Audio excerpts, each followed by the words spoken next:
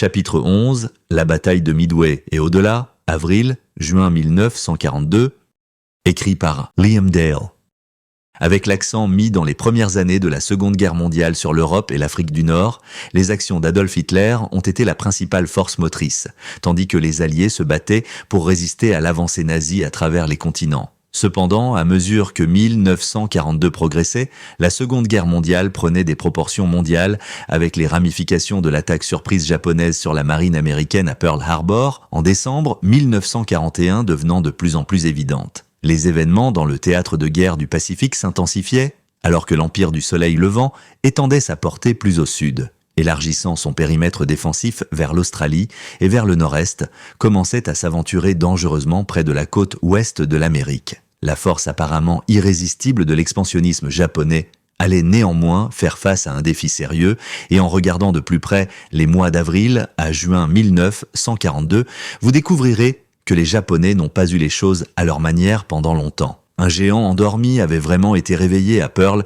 et alors que les Américains entraient pleinement dans l'arène de la guerre, ils ont rapidement commencé à se faire sentir. Des audacieuses raids Doolittle américains sur Tokyo, à la bataille de la mer de Corail, et les événements dramatiques à Midway, tous les avantages obtenus par le Japon à Pearl Harbor étaient sur le point d'être contrés avec style par les forces américaines, alors que la marée de la guerre dans le Pacifique commençait lentement mais sûrement à tourner. La création d'une sphère de coprospérité est-asiatique, libre des chaînes des empires occidentaux, avait longtemps été le désir de ceux qui dirigèrent le Japon, et en avril 1942, il semblait que l'Empire du Soleil Levant était plus vaste qu'il ne l'avait jamais été auparavant. La guerre en Asie du Sud-Est et dans le Pacifique avait été très réussie, et les Japonais contrôlaient désormais les parties les plus stratégiquement importantes de la côte chinoise et avaient occupé la Malaisie, la Thaïlande, les Indes orientales néerlandaises et la majeure partie de la Birmanie. Dans le Pacifique, ils détenaient l'île Wake, la Nouvelle-Bretagne, les îles Gilbert et Guam.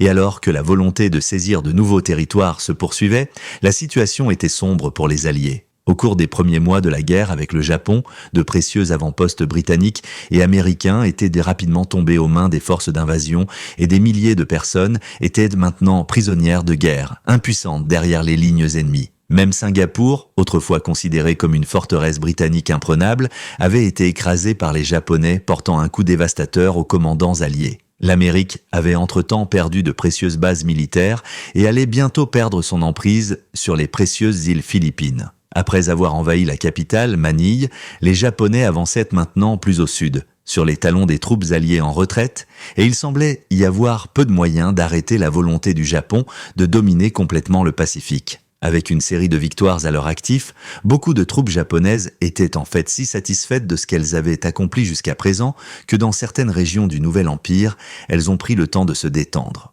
Pour l'instant, la menace occidentale à leur domaine du Pacifique semblait avoir été éliminée, et les Japonais étaient confiants qu'ils pourraient tenir leur territoire nouvellement conquis avec facilité. La Grande-Bretagne et l'Amérique se préparaient cependant à riposter et ne toléreraient pas une telle belligérance sans une forme de représailles. Quelques jours après l'attaque sur Pearl, le Premier ministre britannique, Winston Churchill, s'était précipité à Washington pour commencer des discussions avec le président Roosevelt, et le 26 décembre 1941, dans un discours devant le Congrès américain, il a exprimé sa détermination inébranlable à écraser le nouvel ennemi de l'Est.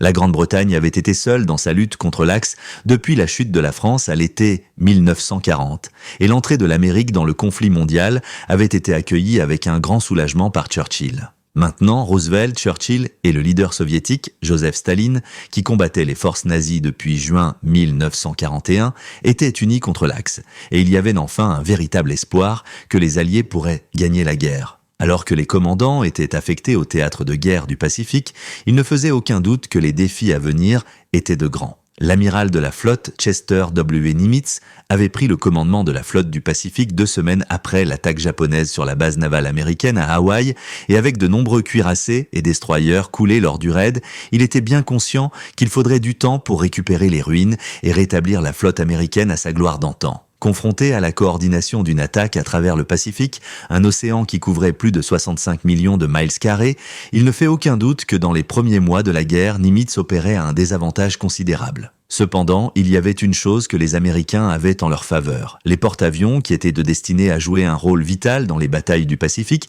n'étaient pas à Pearl Harbor lorsque les avions japonais avaient déferlé, créant un avantage que la marine américaine exploiterait pleinement. Pendant ce temps, alors que les craintes grandissaient que le Japon ne se déplace bientôt plus au sud vers l'Australie et la Nouvelle-Zélande, la première réponse des Alliés a appelé à l'établissement de bases dans les confins du Pacifique afin qu'une contre-attaque puisse être lancée. Les îles lointaines de Nouvelle-Calédonie, Fidji et Espiritu Santo, qui se trouvaient au nord-est de l'Australie, étaient depuis longtemps dans la sphère d'influence occidentale et des travaux étaient bientôt en cours pour y établir des bases militaires. Avec des batailles acharnées menées dans le théâtre de guerre européen, trouver des réserves aériennes et navales suffisantes pour envoyer dans le Pacifique s'est avéré extrêmement difficile pour les Alliés, et les précieuses fournitures y sont arrivées à un rythme moins qu'idéal. Et pendant tout ce temps, les Japonais se précipitaient pour étendre les frontières de leur empire, alors que les unités d'ingénieurs alliés se précipitaient contre la montre pour terminer leur travail,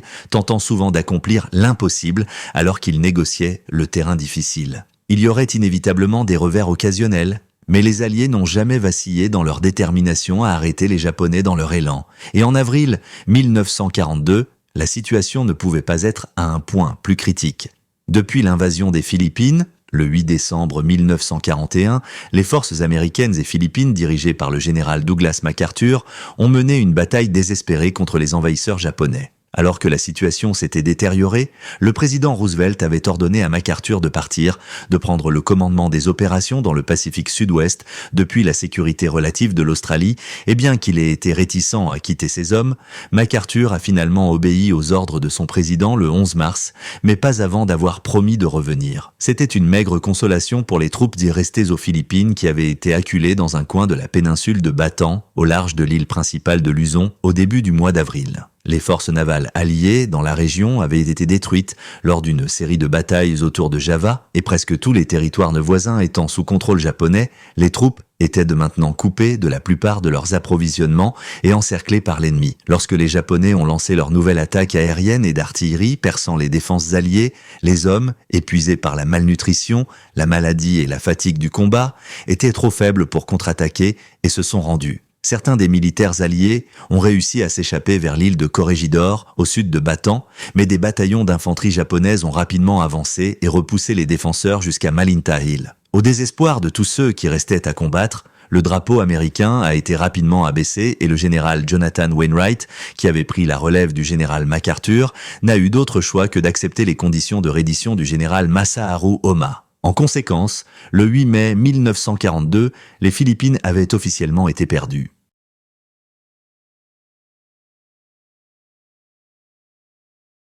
Mais il y avait une tragédie encore plus grande pour les Alliés à affronter alors que les Philippines tombaient. Les Japonais avaient capturé 86 000 prisonniers alliés qui devaient tous être transportés vers des camps de prisonniers et face à une tâche aussi énorme, il a été décidé qu'ils devraient marcher 60 miles jusqu'à un embranchement ferroviaire à San Fernando. Ce qui a été rapidement surnommé la marche de la mort de Bataan a commencé le 10 avril et cela s'est avéré être une terrible épreuve pour les hommes qui étaient déjà mal nourris et malades.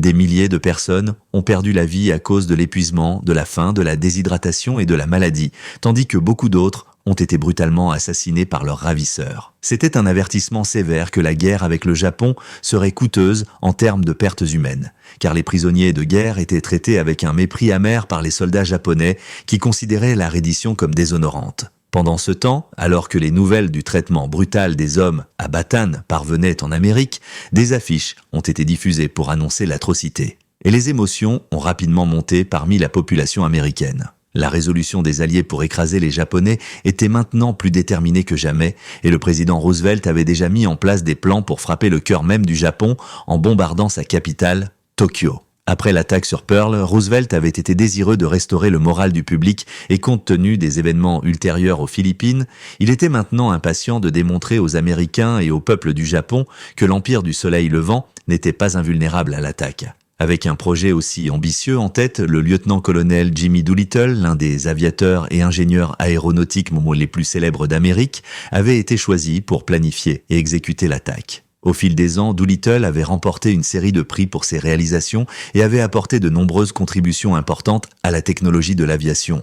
Mais la tâche qui l'attendait serait l'un de ses plus grands défis à ce jour. Le principal problème auquel il était confronté était que l'Amérique n'avait pas de base à portée de bombardiers de Tokyo. Et bien qu'une attaque puisse être lancée à partir de porte-avions, les avions qui étaient généralement utilisés avec ces navires ne seraient pas en mesure de causer beaucoup de dégâts. Après une longue délibération, une idée a finalement été conçue pour adapter les énormes bombardiers B-25 afin qu'ils soient assez légers pour décoller des ponts, des porte-avions, et au début du mois d'avril, ces avions hautement modifiés étaient à bord de l'USS Hornet en route pour le Pacifique. Le vice-amiral Mark Meacher commandait le porte-avions à partir duquel Doolittle lancerait son attaque, tandis que la force opérationnelle serait conduite en eaux ennemies et protégée par le vice-amiral William Halsey à bord de l'USS Enterprise. En fait, Halsey avait une dent particulière contre les Japonais. Lorsque Pearl Harbor avait été attaqué, Halsey livrait des avions à Wake Island et se trouvait à 250 miles à l'ouest d'Hawaï. À l'annonce de la frappe, il avait juré de venger les milliers d'Américains tués à la base navale et sa détermination à vaincre les Japonais lui avait rapidement valu une réputation. Alors que l'USS Hornet et l'USS Enterprise s'approchèrent des portes de l'Empire japonais, Halsey devait cependant faire face à un revers dans sa quête de vengeance. Le 18 avril, un bateau de piquet japonais a repéré la force opérationnelle et alors que des signaux d'alerte étaient renvoyés au Japon, il y avait maintenant le danger que des avions basés à terre puissent être lancés, mettant les précieux porte-avions américains en danger. Halsey a décidé que l'attaque sur le Japon devait commencer immédiatement et bientôt l'équipage à bord de l'USS Hornet se précipitait pour préparer leurs avions. Les avions disposèrent de moins de 470 pièces de piste et aucun des pilotes, y compris Doolittle, n'avait jamais décollé d'un porte-avions auparavant. En fait, personne n'avait jamais tenté de lancer un bombardier de la taille d'un B-25 depuis le pont d'un porte-avions auparavant, ce qui rendait la tâche difficile pour le moins.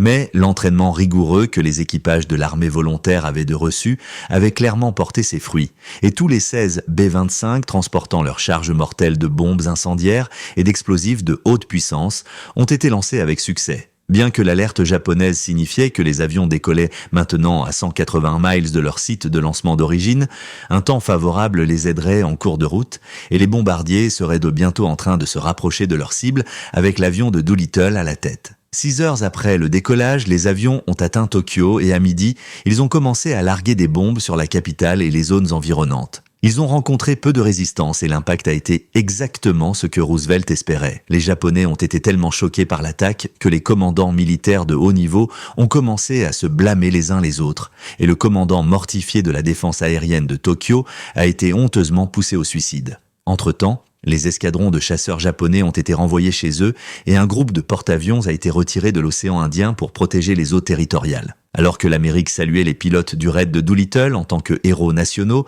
tous les hommes qui avaient bravé l'attaque ne reviendraient pas vivants. 2 équipages seraient emprisonnés par les Japonais après avoir atterri en territoire ennemi et 3 de ces hommes seraient finalement exécutés. Pendant ce temps, Doolittle, avec de nombreux autres équipages, a été aidé par l'armée et les civils chinois à l'est de la Chine, qui les ont abrités et ont veillé à ce qu'ils atteignent la sécurité. Cela aurait cependant des conséquences tragiques pour les Chinois, car le Japon a lancé une campagne en représailles qui tuerait 250 000 de villageois dans la région. Une telle rétribution vicieuse a révélé à quel point l'attaque sur Tokyo avait blessé la fierté japonaise et bien que les dégâts au Japon lui-même n'aient pas été aussi graves que Doolittle l'avait espéré. Le fait que les bombardiers américains aient atteint la patrie aurait un effet profond sur la prise de décision du Japon dans la prochaine étape de leur guerre du Pacifique. Alors que les limites de l'Empire s'étaient agrandies de plus en plus au début de 1942, il y avait eu beaucoup de désaccords parmi les commandants japonais de haut rang sur la prochaine action à entreprendre. L'amiral de la flotte Osami Nagano, chef de l'état-major général de la marine, avait vivement soutenu la poursuite de nouvelles conquêtes territoriales, une stratégie qui avait le plein soutien de l'armée impériale japonaise. Il voulait que la prochaine attaque soit centrée sur l'isolement de l'Australie, qui pourrait être utilisée comme une base américaine potentielle, et il a été proposé que dans le cadre de sa construction d'empire, le Japon devrait occuper Port Moresby, en Nouvelle-Guinée, et Tulagi, dans les îles Salomon. Cela renforcerait les positions défensives japonaises dans le Pacifique Sud et fournirait une base à partir de laquelle attaquer l'Australie, qui serait alors à la portée des avions basés à terre. Les Japonais avaient déjà commencé à se rapprocher du continent australien, et après avoir saisi la Nouvelle-Bretagne, la plus grande île de Nouvelle-Guinée, en janvier 1942, ils avaient établi une base majeure dans la ville de Rabaul. Les Australiens étaient conscients des dangers que cela posait pour leur pays, et en février 1942, leur crainte était le plus que justifiée lorsque des avions japonais rassemblés à partir de la même force opérationnelle qui avait attaqué Pearl Harbor se dirigeaient vers la côte nord de l'Australie. Ils ont été rapidement rejoints par de puissants bombardiers basés à terre, et alors qu'ils se rapprochaient pour l'attaque, le port de Darwin a subi un bombardement qui serait encore plus dévastateur que l'attaque sur Pearl. En s'emparant de nouvelles bases dans les Salomon et en Nouvelle-Guinée, Nagano espérait que l'Australie serait davantage isolée et l'occupation de Port Moresby et de Tulagi ne garantirait pas seulement la défense de Rabaul, mais servirait de point de départ pour les conquêtes de la Nouvelle-Calédonie, des Fidji et de Samoa. Cela couperait à son tour les lignes d'approvisionnement et de communication entre les États-Unis, l'Australie et la Nouvelle-Zélande. Tout le monde au Japon n'était cependant pas d'accord avec Nagano, et l'amiral Isoroku Yamamoto, qui avait orchestré l'attaque sur Pearl Harbor, pensait que plutôt que de continuer à pousser pour plus de territoire, le Japon devrait se concentrer sur la création d'un tampon de défense pour leur nouvel empire.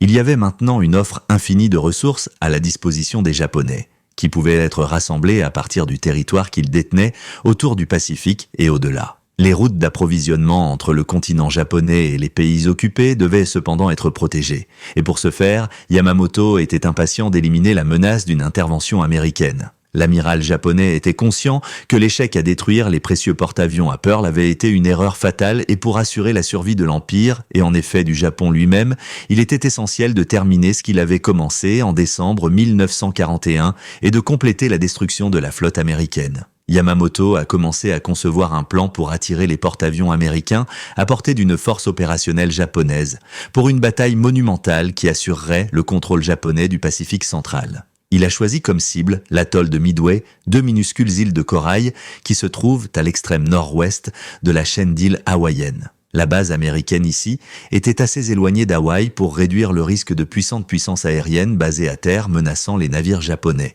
Et non seulement les précieux porte-avions américains seraient envoyés pour protéger l'atoll, mais si Midway était capturé, cela étendrait encore le périmètre défensif japonais et fournirait même une base utile pour lancer des attaques sur la côte ouest de l'Amérique. Yamamoto avait cependant eu du mal à convaincre l'amiral Nagano qu'une attaque sur Midway devrait être prioritaire, et jusqu'au 18 avril 1942, les préparatifs avaient été axés sur l'avancement plus au sud vers l'Australie, plutôt que sur la destruction de la flotte américaine. Ce n'est que lorsque Jimmy Doolittle a lancé son audacieux raid sur Tokyo que l'opinion a basculé en faveur d'une attaque sur Midway. Avec des craintes grandissantes que la patrie soit vulnérable aux attaques aériennes, le Premier ministre du Japon, le général Tojo, a convenu que les ressources devraient être concentrées sur la défense de l'Empire et l'élimination de la menace américaine. Néanmoins, à la mi-avril, il était trop tard pour retirer les forces qui se préparaient à avancer sur Port Moresby et Tulagi. Et pour le moment, la bataille de Midway devrait attendre. La poussée vers l'Australie, baptisée Opération MO,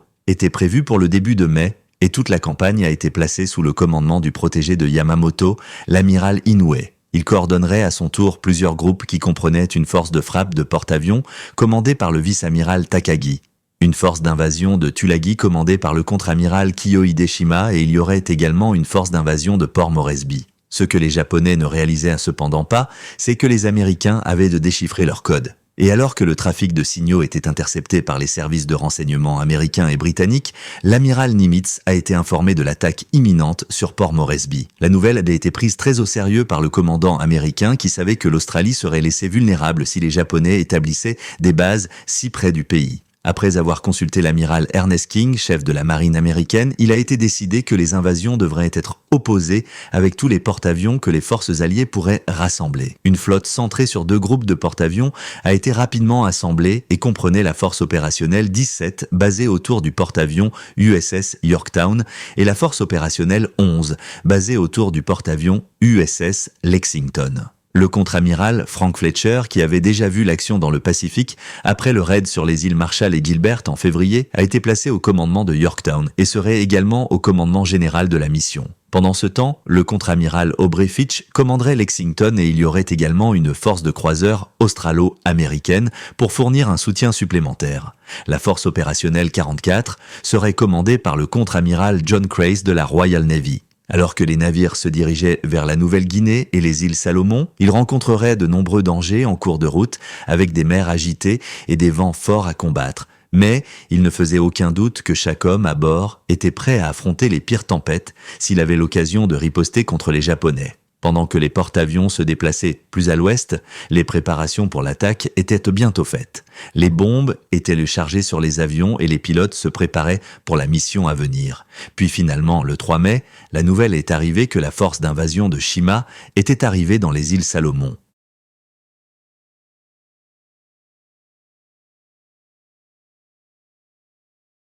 Alors que les troupes japonaises commençaient à déferler sur Tulagi, Fletcher a modifié sa route pour se diriger vers le nord en direction de l'ennemi et le 4 mai, 60 avions ont été lancés en 3 vagues depuis Yorktown, prenant les forces de Shima complètement par surprise. L'attaque a été un succès et en plus de toucher 3 dragueurs de mines et 4 hydravions, les Américains ont réussi à couler un important destroyer japonais.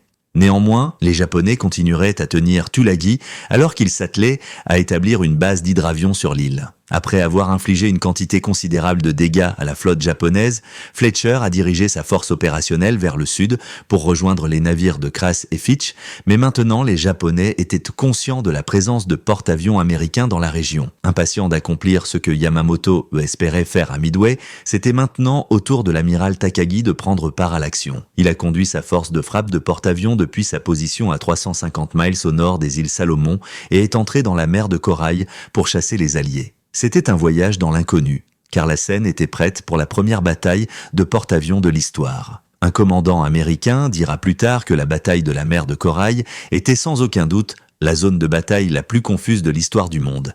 Et en effet, alors que des avions de reconnaissance étaient envoyés des deux côtés pour repérer les navires ennemis, les Américains et les Japonais jouaient à un jeu de chat et de souris. Dans la confusion de la chasse, certains avions tireraient sur leurs propres forces, d'autres essaieraient d'atterrir sur des navires ennemis. Mais finalement, le 8 mai, la bataille décisive a été livrée. Vers 8h20 ce matin-là, chaque camp a repéré l'autre presque simultanément et s'est précipité pour lancer ses avions, les Japonais dans une frappe combinée et chaque porte-avions américain dans des forces de frappe séparées. À 9h25, tous les avions avaient été lancés et alors que les porte-avions se dirigeaient l'un vers l'autre, la force de frappe de Yorktown a attaqué à 11h pour être accueillie par 16 chasseurs zéro japonais protégeant le porte-avions Shokaku et son navire jumeau. Alors que les avions plongeaient et tournoyaient dans les airs, évitant le feu anti-aérien, le Shokaku a été touché par 2 bombes de 1000 livres qui ont causé de lourds dégâts à son pont d'envol. Et avant longtemps, avec d'autres attaques de Lexington, elle était hors de la bataille. Mais les Japonais ont vite riposté, et 14 avions ont balayé l'USS Lexington dans un mouvement de tenaille. Elle a été touchée 2 fois par des torpilles avant que les bombardiers en piqué ne s'en mêlent, touchant à nouveau le navire. Pendant ce temps, une bombe a explosé sur le pont de Yorktown, mais alors que le porte-avions de Fletcher survivrait un autre jour, Lexington n'aurait pas cette chance. Les bombes avaient percé un réservoir de carburant, et alors que des étincelles enflammèrent les vapeurs qui s'étaient accumulées dans le porte-avions, une série d'explosions spectaculaires a suivi, entraînant des incendies incontrôlables. Alors que des navires étaient appelés à l'aide pour l'évacuation, plus de 2500 hommes se sont précipités pour s'échapper de Lexington. À ce stade, chaque camp avait subi des dégâts considérables et alors que les survivants étaient tirés en sécurité, les Américains et les Japonais ont décidé de retirer leurs forces. Les résultats de la bataille avaient été coûteux pour les Américains. Et avec la perte de l'USS Lexington, ainsi que d'autres navires et de nombreux avions, il semblait que les Japonais avaient remporté une victoire tactique. Cependant, la bataille de la mer de Corail donnerait en fait aux Américains un avantage plus grand. Avec une forte force alliée dans la région et avec 2 de leurs porte-avions endommagés, les Japonais craignaient maintenant que beaucoup de leurs navires de débarquement ne soient détruits s'ils poursuivaient l'invasion de Port Moresby. L'attaque a été annulée et avec elle l'avance vers les approches nord de l'Australie, la mission de Nimitz avait été un succès et pour l'instant, l'Australie était en sécurité. Bien que la progression japonaise ait été freinée dans le Pacifique Sud, dans le théâtre de guerre de l'Asie du Sud-Est, l'avance se poursuivait. La flotte orientale britannique avait déjà été chassée de l'océan Indien par les Japonais, permettant à l'Empire d'étendre encore plus son périmètre défensif occidental, et alors que les sous-marins japonais rôdaient librement dans toute la région, les Alliés ne pouvaient guère empêcher l'ennemi de pousser plus à l'ouest à travers la colonie britannique de Birmanie et vers l'Inde, le joyau de la couronne de l'Empire asiatique britannique.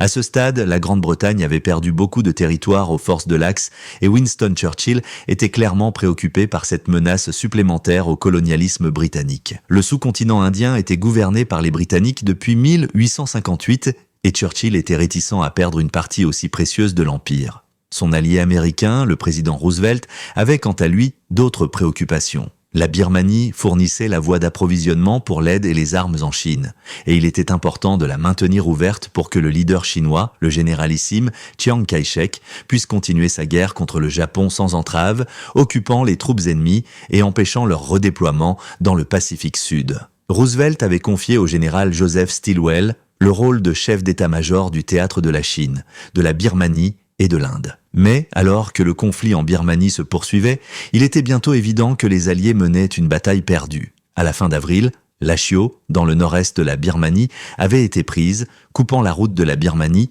et Stilwell n'avait d'autre choix que d'ordonner une évacuation d'urgence. Le 6 mai, le général américain a commencé à se retirer vers l'Inde à pied, tandis que les troupes britanniques tentèrent de ralentir la progression des soldats japonais avançant avant de traverser eux-mêmes vers l'Inde. Avant longtemps, tout espoir de tenir la Birmanie avait été perdu, et lorsque le pays est tombé, le tampon protégeant l'Inde n'était plus. Malgré les craintes de Churchill de perdre plus de terrain britannique, les Japonais n'avaient en réalité aucune intention d'envahir l'Inde. Et à la fin du mois de mai, il était clair qu'il y avait d'autres plans plus ambitieux pour occuper leur commandant. Yamamoto finalisait à présent les préparatifs pour la bataille de Midway, et il serait bientôt temps pour la prochaine étape de l'attaque du Japon sur la flotte américaine. Bien que le supérieur de Yamamoto, l'amiral de la flotte Nagano, ait finalement accepté l'attaque sur Midway, il y avait encore des désaccords entre les commandants navals japonais. Nagano avait décidé que Yamamoto devrait lancer une mission séparée en même temps que la bataille de Midway, pour capturer certaines îles volcaniques peu peuplées, qui s'étendaient sur plus de 1000 miles à l'ouest de la péninsule d'Alaska. Les îles Aléoutiennes se trouvaient loin au nord de Midway et Yamamoto a réalisé que la mission supplémentaire étendrait sa vaste zone de bataille à des proportions ingérables, mais Nagano ne se laisserait pas dissuader. Les îles Aléoutiennes semblaient avoir peu de valeur économique, militaire ou stratégique en raison de leur terrain montagneux et stérile et de leur climat rigoureux, mais leur prise permettrait d'étendre davantage la défense du Japon et de rendre plus difficile le passage des navires à travers le Pacifique Nord. Il y avait aussi l'espoir que le lancement de cette deuxième attaque, loin de Midway, pourrait servir de distraction, attirant certains navires américains vers le nord et affaiblissant ainsi la flotte américaine. Yamamoto a dû finalement voir qu'il y avait certains avantages au plan de Nagano et bien qu'il soit réticent, il a finalement accepté d'étendre la zone de bataille pour inclure les îles près de l'Alaska. L'amiral japonais était maintenant confronté à la coordination du conflit naval le plus difficile jamais entrepris par les Japonais et s'est mis au travail pour rassembler la plus grande flotte qui ait jamais navigué sur l'océan Pacifique pour la puissante bataille qui se profilait. L'élément de surprise était une partie vitale du plan de Yamamoto. Il a donc divisé l'immense flotte en 4 groupes distincts, de sorte que les Américains n'auraient aucune idée de l'ampleur des forces japonaises lorsque la bataille commencerait. La première force de frappe de porte-avions serait dirigée par l'amiral Chuichi Nagumo, qui avait dirigé l'attaque sur Pearl Harbor en 1941 et avait également forcé les Britanniques à abandonner l'océan Indien après des attaques réussies sur leur flotte au début de 1942. La force de Nagumo opérerait en étroite collaboration avec la force d'invasion de Midway commandée par le vice-amiral Kondo. Pendant ce temps, la force principale, qui suivait derrière ces 2 autres, serait dirigée par Yamamoto lui-même et attaquerait les porte-avions américains une fois qu'ils auraient été attirés à découvert. Enfin, la 4e section de la flotte navale, la force du Nord, devait se détacher du corps principal et se diriger vers le nord pour les Aléoutiennes avant le début de la bataille de Midway. Malheureusement pour Yamamoto, la disposition de ces forces serait le plus grand défaut de son plan car les groupes seraient trop éloignés pour se soutenir mutuellement.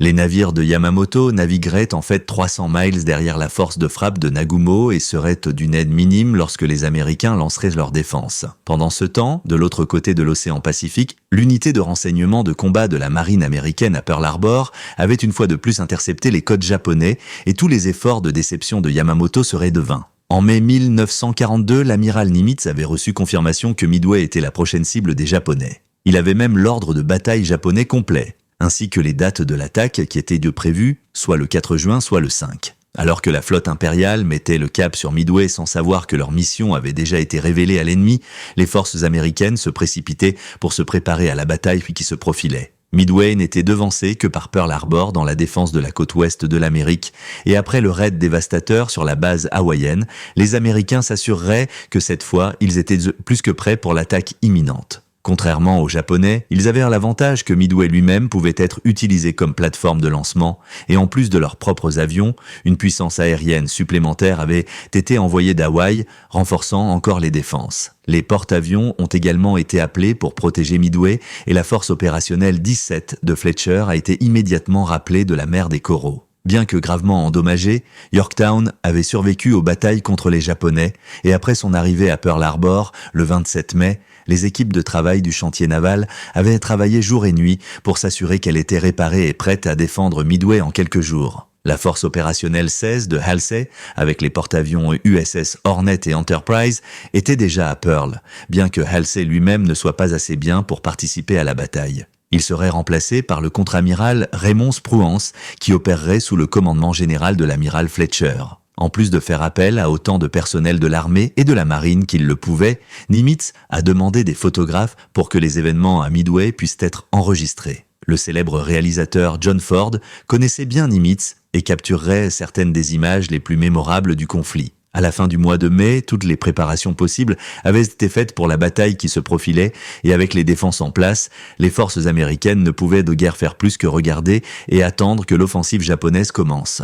Les unités du corps aérien scrutèrent le ciel à la recherche des premiers signes d'une attaque japonaise, tandis qu'au loin, en mer, l'armada de Yamamoto se rapprochait toujours plus de la base navale. Comparés aux Américains, les Japonais avaient de peu d'idées de ce à quoi ils étaient confrontés. Ils croyaient que seuls 2 porte-avions, l'USS Enterprise et l'USS Hornet, seraient disponibles pour la défense de Midway, et étaient convaincus que l'USS Yorktown avait été coulé lors de la bataille de la mer des Coraux. Sous-estimer la force de leur adversaire serait une erreur coûteuse, car en réalité, les Japonais étaient confrontés non pas à 2, mais à 3 groupes de porte-avions américains, et le défi qui les attendait serait beaucoup plus difficile que Yamamoto ne l'avait imaginé. D'ici le 30 mai, des avions de recherche américains ont été lancés de Midway pour chasser la gigantesque flotte ennemie, et après avoir balayé les mers pendant plusieurs jours, les navires de la marine impériale ont finalement été repérés. Alors que l'alarme retentissait à travers Midway aux premières heures du 4 juin, Nagumo ordonna aux bombardiers en piqué, aux bombardiers torpilleurs et aux chasseurs zéro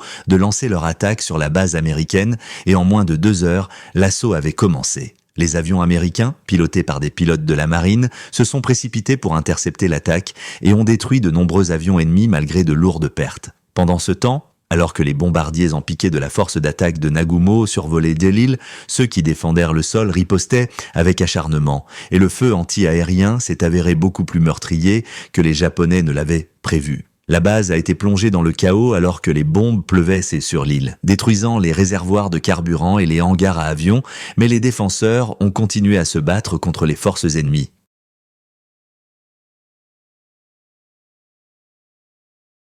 Alors que la première attaque sur l'île se terminait, c'était au tour des Américains de riposter, et 2 escadrons de torpilleurs se dirigeaient vers les porte-avions japonais. Sans escorte de chasseurs, ils n'étaient pas de taille face aux zéros japonais, et ont presque tous été abattus. Mais alors que les vagues d'attaques américaines se poursuivaient, les Japonais étaient distraits. Ils étaient trop occupés à se concentrer sur la défense de leurs navires pour lancer une attaque contre la flotte américaine, et bientôt, les avions américains avaient percé la résistance japonaise. Le groupe aérien de l'Enterprise a touché 2 porte-avions, dont celui de Nagumo, tandis que les bombardiers de Yorktown attaquaient un 3e. Avant longtemps, il ne restait qu'un seul porte-avions japonais, toujours opérationnel, et elle a contre-attaqué, envoyant une vague de bombardiers en piqué vers Yorktown. Comparé aux porte-avions japonais, Yorktown était mieux préparé pour l'attaque et a rapidement lancé ses chasseurs pour intercepter les avions ennemis. De nombreux avions japonais ont été abattus, et bien que Yorktown ait été frappé à plusieurs reprises, Par des bombes, les incendies ont été maîtrisés et elle a continué à lancer d'autres avions de chasse. Alors qu'une deuxième vague de bombardiers japonais se dirigeait vers le porte-avions américain, le contre-amiral Spruance a lancé une attaque finale sur la flotte japonaise avec 40 bombardiers en piqué. En moins d'une heure, ils ont trouvé le dernier porte-avions japonais et malgré des tentatives désespérées pour le défendre, les avions américains ont porté un coup mortel qui l'a laissé en flammes et en train de couler. À la fin de la journée, il était clair que la mission de Yamamoto avait échoué lamentablement et avec des pertes croissantes et de plus en plus d'avions perdus face à l'ennemi, il n'aurait d'autre choix que d'annuler l'invasion de Midway. 4 porte-avions japonais avaient été détruits et leurs pertes auraient de graves conséquences pour la marine impériale, renversant l'équilibre des forces en faveur de l'Amérique. Il y avait néanmoins eu de lourdes pertes des deux côtés. Et Yorktown, le navire amiral de la Task Force 17 de Fletcher, qui avait été si important à la mer des Coraux et à Midway, ne survivrait pas pour voir une autre bataille. Après avoir été touché par des torpilles, l'équipage a été contraint d'abandonner le navire par crainte qu'il ne chavire, et après un dernier coup mortel d'un sous-marin japonais, Yorktown a coulé le 7 juin. Les Américains avaient subi un peu plus de 300 pertes à la bataille de Midway, mais les Japonais en avaient perdu beaucoup plus, avec plus de 2000 hommes tués, et il ne faisait guère de doute que les Américains avaient remporté une victoire écrasante.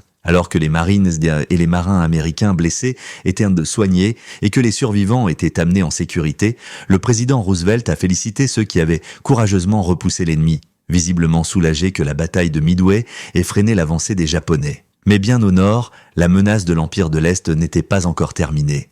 Les forces japonaises qui s'étaient dirigées vers les îles Aléoutiennes auraient plus de succès que la flotte de Midway, de Nagumo et les 3 et 4 juin. Leurs porte-avions ont lancé des attaques aériennes sur 2 bases militaires sur l'île d'Unalaska. Entravés par le mauvais temps, les avions n'avaient pas causé autant de dégâts qu'espérés, mais les 6 et 7 juin, les Japonais avaient débarqué sur l'île de Kiska et l'île d'Attu et avaient rapidement établi des bases là-bas. Cela plaçait maintenant les Japonais dangereusement près du territoire américain, et craignant que des attaques ne puissent maintenant être lancées sur la côte ouest de l'Amérique, toutes les précautions ont été prises pour la défense du continent. Bien qu'une victoire retentissante ait été remportée à Midway, il était clair que la guerre contre le Japon était loin d'être terminée, et les mois qui ont suivi ont montré à quel point la bataille contre l'Empire du Soleil Levant allait être difficile. Du terrain gelé des îles Aléoutiennes aux jungles étouffantes de Nouvelle-Guinée et des Salomon, les batailles les plus difficiles de l'histoire de la Seconde Guerre mondiale restaient à livrer